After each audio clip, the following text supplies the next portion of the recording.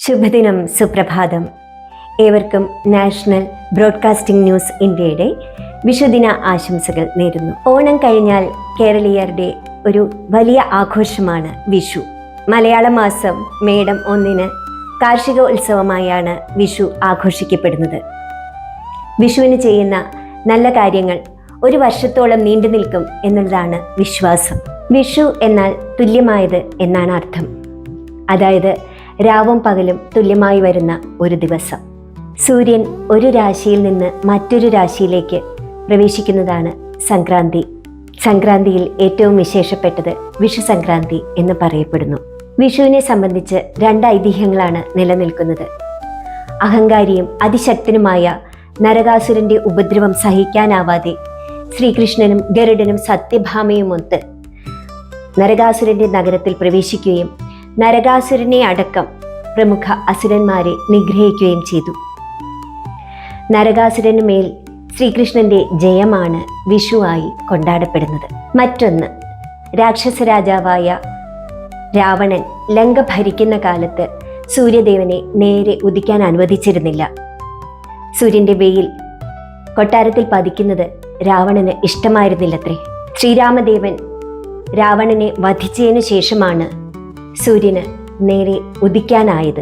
ഈ സംഭവത്തിൽ ജനങ്ങൾ ആഘോഷിക്കുന്ന ഉത്സവമായും വിഷു കരുതപ്പെടുന്നു. വിഷു എന്ന ആഘോഷത്തെ കുറിച്ച് ഓർക്കുമ്പോൾ ആദ്യം മനസ്സിലേക്ക് വരുന്നത് വിഷുക്കണിയാണ്. വിഷുക്കണി ഒരുക്കുന്നത് കുടുംബത്തിലെ മുതിർന്ന സ്ത്രീകളാണ്. അവർക്കാണ് വിഷുക്കണി മറ്റുള്ളവരെ കാണിക്കാനുള്ള ചുമതലയും. ഓട്ടുരുളിയിലാണ് വിഷുക്കണി ഒരുക്കാറ്. ശ്രീകൃഷ്ണ വിഗ്രഹം, നെല്ല്, അരി, കണിക്കൊന്ന, കണിവെള്ളരി തുടങ്ങിയവയാണ് കണിക്കായിട്ട് ഒരുക്കുന്നത്. ഇവയെല്ലാം കണ്ടുണരുമ്പോൾ പുതിയ ജീവിത ചംക്രമണത്തിലേക്കുള്ള വികാസമാണത്രേ സംഭവിക്കുക.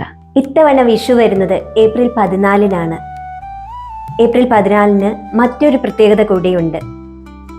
ബാബാ സാഹേബ് അംബേദ്കർ എന്ന് അറിയപ്പെടുന്ന ഡോക്ടർ ഭീംറാവു റാംജി അംബേദ്കറിന്റെ ജന്മദിനം കൂടിയാണ് ഏപ്രിൽ 14.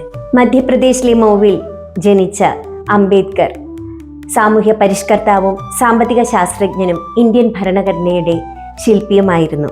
ജാതി വിവേചനം ഉണ്ടായിരുന്ന കാലമായിട്ട് പോലും കൊളംബിയ യൂണിവേഴ്സിറ്റിയിൽ നിന്നും ലണ്ടൻ സ്കൂൾ ഓഫ് എക്കണോമിക്സിൽ നിന്നും ഉന്നത വിദ്യാഭ്യാസം അദ്ദേഹം നേടി. തൊട്ടുകൂടായ്മ ഇല്ലാതാക്കാൻ അക്ഷീണം പ്രവർത്തിക്കുകയും ദലിതരുടെയും മറ്റും ആവശ്യങ്ങൾക്കായി പോരാടുകയും ചെയ്തിരുന്നു. 1936 ഇൻഡിപെൻഡന്റ് ലേബർ പാർട്ടിയും ഷെഡ്യൂൾ കാസ്റ്റ് ഫെഡറേഷനും അദ്ദേഹം സ്ഥാപിക്കുകയുണ്ടായി. 1956 സമത്വവും അഹിംസയും പ്രോത്സാഹിപ്പിക്കുന്നതിനായി ദശലക്ഷക്കണക്കിന് അനുയായികളോടൊപ്പം ബുദ്ധമതം സ്വീകരിച്ചു.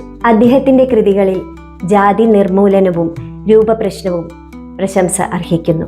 വിദ്യാഭ്യാസം, സാമൂഹിക നീതി, ജനാധിപത്യം എന്നീ മേഖലകളിലെ അദ്ദേഹത്തിന്റെ പ്രവർത്തനങ്ങൾ ഇന്ത്യൻ ഭരണഘടനയുടെ പിതാവ് എന്ന നാമകരണം വാങ്ങിക്കൊടുത്തു. അദ്ദേഹത്തിന്റെ പാരമ്പര്യം ദശലക്ഷക്കണക്കിന് ജനങ്ങളെ ഇപ്പോഴും പ്രചോദിപ്പിച്ചുകൊണ്ടിരിക്കുന്നു. മനുഷ്യരാശി എങ്ങനെ ജീവിക്കണം, സഞ്ചരിക്കണം എന്നുള്ളതാണ് ഖുറാനും ബൈബിളും ഭഗവത്ഗീതയും നമുക്ക് നൽകുന്ന സന്ദേശം. ആ മഹത് ഗ്രന്ഥങ്ങളിലെ ചില സുപ്രധാന സന്ദേശങ്ങൾ നമുക്കൊന്ന് കേട്ടു നോക്കിയാലോ. ഒരു ബൈബിൾ സന്ദേശം: മാതാവിന്റെ ഉദരത്തിൽ നീ രൂപം നൽകുന്നതിന് മുമ്പേ നിന്നെ ഞാൻ അറിഞ്ഞു. ഞെരുക്കത്തിന്റെ കൂടെ ഒരു എളുപ്പവും ഉണ്ടായിരിക്കും.